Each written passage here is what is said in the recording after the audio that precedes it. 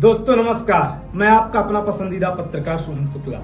दोस्तों आज का वीडियो बेहद जरूरी होने वाला है। यह वीडियो एक ऐसे मुद्दे पर है जिसको लेकर सोशल मीडिया में खासकर ट्विटर पर आए दिन बहस छिड़ी रहती है। नफरत फैलाने वाले लोग, झूठ बोलने वाले लोग और एक समाज विशेष से जलन रखने वाले लोग आए दिन उन समाज के महापुरुषों को, इस देश के लिए, इस समाज के लिए कर गुजर जाने वाले लोगों के खिलाफ तरह तरह की भ्रांतियां फैलाते हैं, झूठ फैलाते हैं। यह मुद्दा भी कुछ ऐसा ही है। वीडियो शुरू करूं उसके पहले आप सबसे निवेदन है कि अगर आपने मेरे YouTube चैनल को अभी तक सब्सक्राइब नहीं किया है तो कृपया चैनल को सब्सक्राइब कर लें और घंटी वाली बटन को भी दबा लें। तो दोस्तों आज का मुद्दा है आचार्य चाणक्य। आचार्य चाणक्य काल्पनिक या वास्तविकता? यूं तो पूरा देश, न सिर्फ हिंदुस्तान बल्कि पूरा विश्व ये जानता है कि आचार्य चाणक्य इस पृथ्वी के अटल सत्य हैं, अकाट्य सत्य हैं। जिस तरह जीवन और मृत्यु एक सच है, उसी तरह आचार्य चाणक्य भी सत्य हैं। लेकिन कुछ नफरत फैलाने वाले लोग आए दिन ये कहते हैं कि आचार्य चाणक्य काल्पनिक हैं, और हद तो तब हो गई जब ये बिना पढ़े लिखे लोग, जिनको किताबों से कोई मतलब ही नहीं है, बस दिन भर फेसबुक सोशल मीडिया देखना है, इन लोगों ने सोशल मीडिया यानी ट्विटर पर ट्रेंड करवा दिया कि आचार्य चाणक्य काल्पनिक है। आप सोचिए कि कितनी हैरानी वाली बात है कि जिस व्यक्ति ने इस देश के लिए, इस समाज के लिए अर्थशास्त्र जैसी किताब लिख दी, जिसको पढ़कर आज लोग समझते हैं चीजों को, उस व्यक्ति के खिलाफ ये चलाया जा रहा है कि ये व्यक्ति काल्पनिक है, यानी आचार्य चाणक्य जी एक कल्पना है। यूं तो आप भी जानते ही हैं कि कुएं के मेढक को समुद्र एक कल्पना ही लगती है, यानी जो मेढक कुएं के अंदर है, कुएं के बाहर की दुनिया ही ना देखी हो, उसे तो यही लगेगा कि भाई समुद्र होता ही नहीं होगा, समुद्र एक कल्पना है।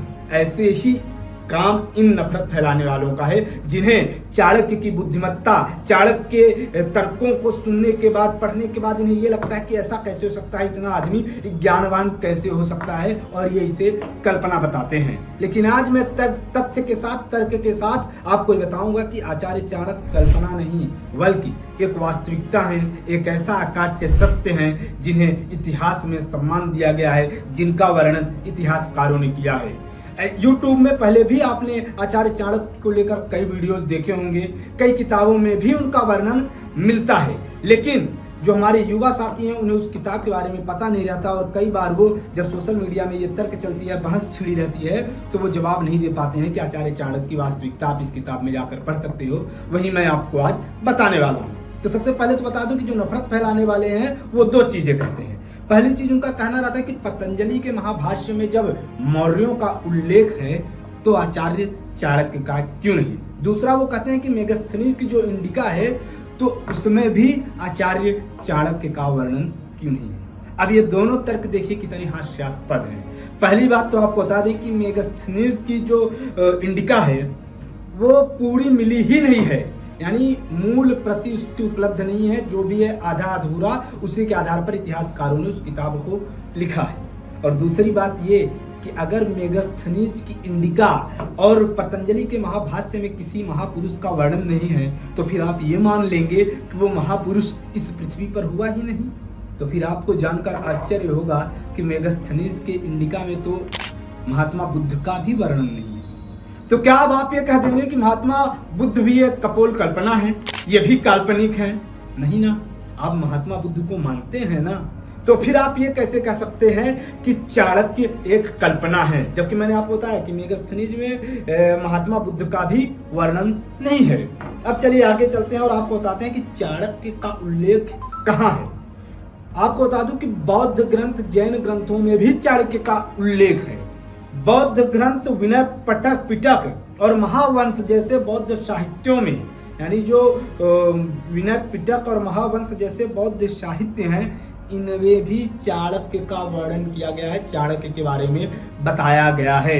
महावंश में तो चाणक्य के बारे में बृहद उल्लेख मिलता है। महावंश का एक उल्लेख मैं आपको बताता हूँ, उसमें बहुत क्लियर लिखा हुआ है कि मौर्य वंश में प्रसिद्ध राजा चंद्रगुप्त मौर्य हुए, जिन्हें महाक्रोधी ब्राह्मण चाणक्य ने नवेघनानंद को चंद्रगुप्त के हाथों मरवाकर संपूर्ण जम्मू द्वीप का राजा बनाया या उनका राज्याभिषेक किया। यानी ये जो महावंश बौद्ध साहित्य है इसमें स्पष्ट लिखा हुआ है कि चाणक्य एक महाक्रोधी ब्राह्मण था और चाणक्य ने मौर्य वंश की स्थापना में चंद्रगुप्त मौर्य के साथ रहे और उन्होंने फिर चंद्रगुप्त मौर्य को गद्दी पर बैठाया। साफ लिखा हुआ है, लेकिन इसके बावजूद ये जो नफरत फैलाने वाले लोग हैं ये कल्पना लगती है। भैया अगर आप अच्छे से इन बौद्ध साहित्यों को ही पढ़ लेते तो आपके दिमाग में ये सवाल ही नहीं आता। इसके अलावा कुछ मैं और आपको किताबों का नाम बता रहा हूँ जो नफरत फैलाने वाले लोग हैं, जो चाणक्य को कल्पना बताते हैं, वो इन किताबों को पढ़ सकते हैं अगर उनको पढ़ना आता हो, अगर वो पढ़ना चाहते हो, नहीं तो कोई बात ही नहीं है। तो इनमें ये किताबें हैं 10 कुमार चरितम, कामानंदन की नीतसार, महाकवि राम बाणभट्ट की कादंबरी, इन सभी में चाणक्य जी का बार बार उल्लेख मिलता है। इसके अलावा चाणक्य की जो किताब है अर्थशास्त्र, वो अपने आप में ये बताती है कि चाणक्य यानी कौटिल्य इस देश के, इस दुनिया के एक अकाट्य सत्य हैं जिन्होंने अर्थशास्त्र जैसी किताब दिया। और यहाँ भी जो चाणक्य की यानी कौटिल्य जो अर्थशास्त्र है, यहाँ भी लोग कुतर्क करते हैं।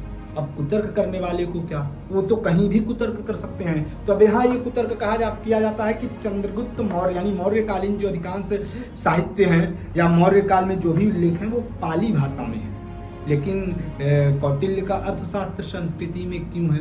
तो हे महामानवों, हे ज्ञान के दाताओं, हे बहुत पढ़े लिखे लोगों, आपको ये समझना चाहिए कि आप ये सच कहते हैं कि मौर्यकालीन के अधिकांश जो उल्लेख हैं वो पाली भाषा में है, लेकिन आपको ये समझना चाहिए कि आज अगर हिंदुस्तान के हिंदी भाषी राज्यों में हिंदी बोली जाती है तब भी जो ग्रंथ हैं, जो पुराण हैं और जो पंडित पुजारी पढ़ते हैं लिखते हैं वो संस्कृति भाषा में ही होती है, संस्कृत भाषा।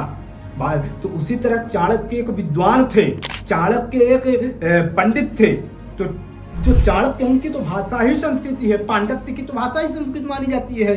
तो चाणक्य ने जो अर्थशास्त्र लिखा तो वो उन्होंने अपनी भाषा यानी संस्कृत में लिखा, तो इसमें क्या गलत? अब अगर आज कोई व्यक्ति संस्कृत में कोई रचना कर देगा तो आप ये कहेंगे कि उस समय तो उत्तर भारत में हिंदी बोली जाती थी तो फिर संस्कृत में उसका उल्लेख क्यों हो गया? सोचिए, अगर आप ऐसा बोलेंगे तो किसका मजाक उड़वा रहे हैं, अपना या सामने वाले महापुरुष का?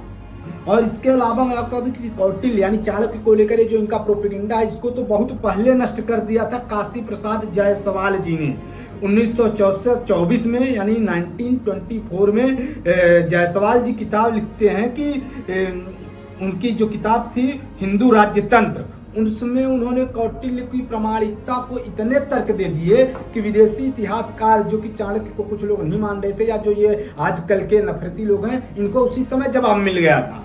उन्होंने काशी प्रसाद जी पतंजलि में जो उल्लेख नहीं है उसको लेकर लिखते हैं कि जो इतिहासकार ये कहते हैं कि पतंजलि के महाभाष्य में चाणक्य जी का उल्लेख नहीं है तो उन्हें ये बताना चाहिए कि उसी किताब में पतंजलि जी ने बिंदुसार, अशोक और महात्मा बुद्ध का भी वर्णन नहीं किया है। तो क्या आप ये मान लेंगे कि बिंदुसार और अशोक राजा थे ही नहीं इस पृथ्वी पर? इसके अलावा आप खुद सोचिए कि अगर कोई व्यक्ति कोई किताब लिख रहा है किसी चीज पर केंद्रित कर तो वो उस चीज पर रहेगी। मान लीजिए प्रधानमंत्री नरेंद्र मोदी को लेकर कोई किताब लिखी जाती है, ये मैं अपने से तर्क रख रहा हूँ, और उस किताब में प्रधानमंत्री मनमोहन सिंह का या राजीव गांधी जी का वर्णन नहीं होता है तो आप ये मान लेंगे कि ये लोग भारत के प्रधानमंत्री बने ही नहीं?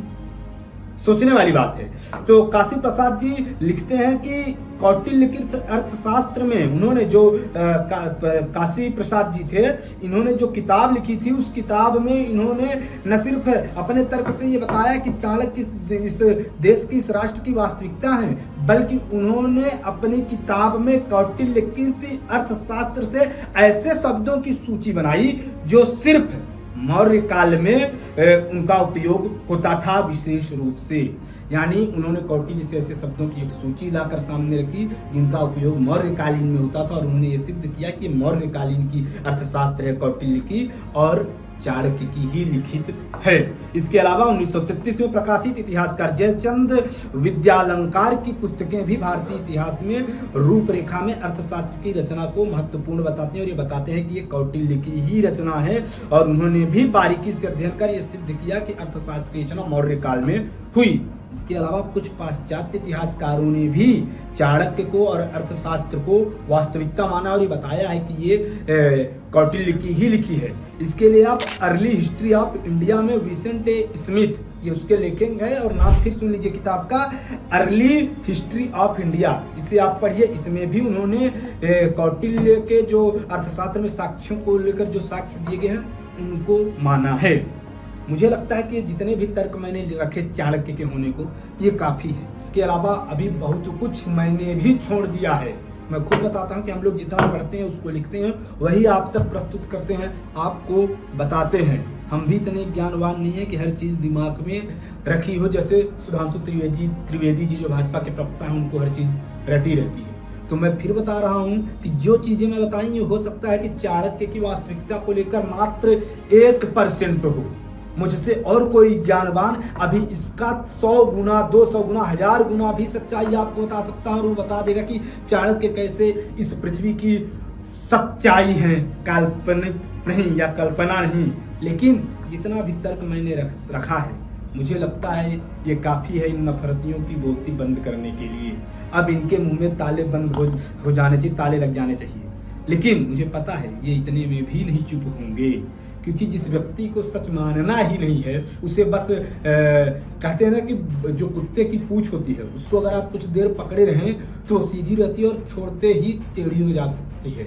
लेकिन ये नफरत फैलाने वाले लोग ऐसे हैं कि कुत्ते की पूंछ से भी बदतर हैं, क्योंकि ये इतने टेढ़े हैं कि इनका आप पकड़ कर भी सीधा करेंगे तब भी ये सीधे नहीं होंगे, छोड़ने की तो कोई बात ही नहीं। तो मेरा फिर निवेदन है कि हे कुएं के मेढकों, कुएं से बाहर निकलो, दुनिया को देखो, इतिहास को पढ़ो, किताबों का अध्ययन करो, महापुरुषों के बारे में जानो।